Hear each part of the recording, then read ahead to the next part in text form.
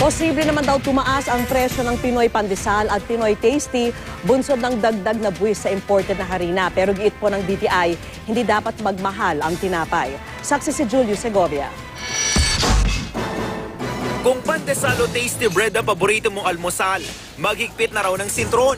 Sa pagtaya kasi ng isang grupo ng mga panadero, ang Pinoy Pandesal na 24 pesos kada 10 piraso, posibleng maging 30 pesos na o 3 pesos kada piraso.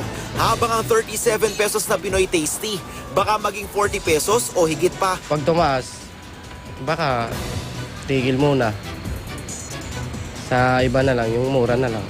Kahit na sabihin namin na ibaba, yun naman ang presyo, wala kami talaga magagawa. Sinisisi ng mga panadero ang ipapato na dagdag na import duty sa Turkish flour na kahit imported ay mas mura pa rin kaysa lokal na harina, kaya mas tinatangkilik daw ng maraming panadero. Inapela na ng mga panadero ang dagdag na import duty na resulta ng petisyon ng mga local flour millers sa Tariff Commission dahil sa reklamong nalulugi sila sa mas murang Turkish flour. We immediately will talk petition from the DTI to allow us to increase the price of the Pinoy Tasty o Pinoy Pandesal.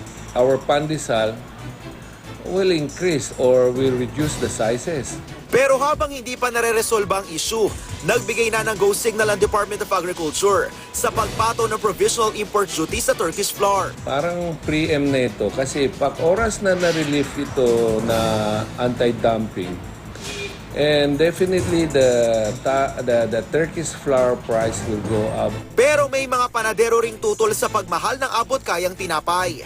Di raw ito napapanahon, lalo na ngayong tag-init kung kailan matumal ang benta. So, bakit ang taas ang presyo ng tinapay, hindi naman tumaas ang presyo ng harina? Kahina ng panahon ngayon, nakakahina. Malakas ang halo-halo. Kinakain ko nga, halo-halo, pakuan melon. Pagkatapos yung tataas mo pa ang presyo ng tinapay, lalo nang bumaba ang sales namin. Kinwestiyon din ng DTI ang posibleng pagmahal ng tinapay. Bukod sa stable naman daw ang presyo ng harina, may alternatibo namang harinang Pinoy na 750 pesos lang ang halaga. To the consumers, wala po tayong asahan pagtaas ng presyo ng pandesal. Yung ating pong paboritong Pinoy Tasty, which is already 15% of the market, should remain at 37 pesos. Ipatatawag ng DTI ang mga panadero para pag-usapan ng issue. Ako si Julio Segovia, ang inyong saksi.